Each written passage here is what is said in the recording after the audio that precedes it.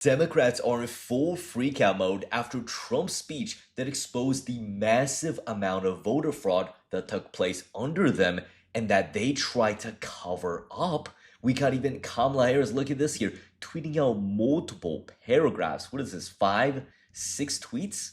Because they know that what Trump just exposed, Trump just revealed to the American public for the first time, might land some of them, some of their big names, into actual jail. They might do prison time for this. This could potentially even count as treason, depending on how you look at it. So let's read Kamala Harris's reaction here. She's tweeted this at 8:47, right before the speech started. Before the president gets on television tonight to peddle lies and conspiracy theories, here is what you need to know. The 2020 election was not stolen. We won and he lost. Oh, how she is going to have to eat her words now after Trump just released all those documents detailing the massive amount of fraud, the hundreds of thousands, literally hundreds of thousands of wrongly registered voters. She says the SAVE Act is voter suppression. No, it is not. It is the only thing that a modern president has done, is doing, to protect the integrity of American elections, the very core of our democracy. She says it is a part of a larger agenda of conservatives trying to steal power from the people or trying to give power back to the people. It is you guys that are trying to steal this. Then she goes on to talk about food and gas and the economy. Why is she deflecting the point here? It is like a Democrat playbook 101. Okay, look, Elizabeth Warren here also saying Donald Trump is spending his evenings spewing lies from 6 years ago instead of lowering costs for you right now. Once again, with the deflections. Oh, they're focusing on something that I did bad, so I'm gonna draw attention to some other thing. That's all they do. They will never own up to their own mistakes here.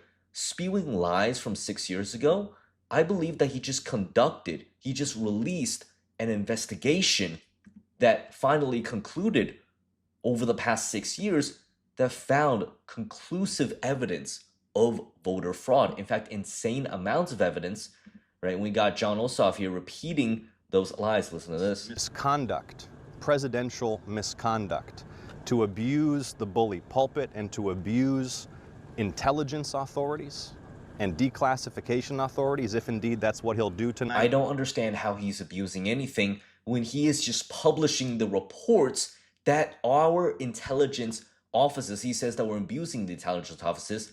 These are reports compiled by our intelligence offices that Barack Obama, that Joe Biden, everyone tried to cover up, but Donald Trump is finally releasing, say for elections. I think what Joe Biden did by trying to cover up their findings might actually be the definition of abusing our intelligence offices. And furthermore, the Democrats, they knew what was coming. So they tried to coordinate a complete blackout. They tried to not let the American people see what Trump was saying, right? CNN, ABC, CBS, NBC, all boycotting the president of the United States' national address on national security, on election security, right? Why are you guys trying to keep the American public from seeing this unless you're trying to hide something? Or do you think that the American public is too stupid to tell truth from lies? I mean, what are you trying to do? They're saying that he's going to ramble, lie, and attempt to lay the groundwork to challenge the midterms. First of all, Trump isn't trying to challenge anything. In fact, during the speech, he didn't say anything about overturning any elections or anything. He's just releasing what our own national security intelligence agencies have reported on. Facts that Joe Biden knew, right? Listen to this here. Any country, no matter who it is, that interferes in American elections will pay a price. They will pay a price. Okay, he said this during the 2020 election, during the debates with Donald Trump. And, he didn't just bring this up willy-nilly. He knew that something was going on in the background, so he had to address it. But once he got into office, he didn't do anything about it. Instead, he did quite the opposite. Listen to what Trump says here. The fourth set of documents reveals that even when significant evidence of fraud has been detected, it has been buried and covered up. And they did this by deliberately keeping the President of the United States in the dark. Listen to this here. Targeting were kept out of the presidential briefing. These were briefings I would get almost every day. Everything was kept out that was of importance. So remember, he might be referring to the 2016 after he won that election. Okay, there was also election meddling there, but Donald Trump, he was so popular during that election year that he won outright no matter what. And Obama, remember, was the president before him. He was the incoming in president. Obama was the leading president. So Obama must have knew things. He must have left instructions to the people still loyal to him in the NSA, in the CIA, FBI, whatever, telling them to keep it out of the incoming president's briefings. Think of how bad that sounds.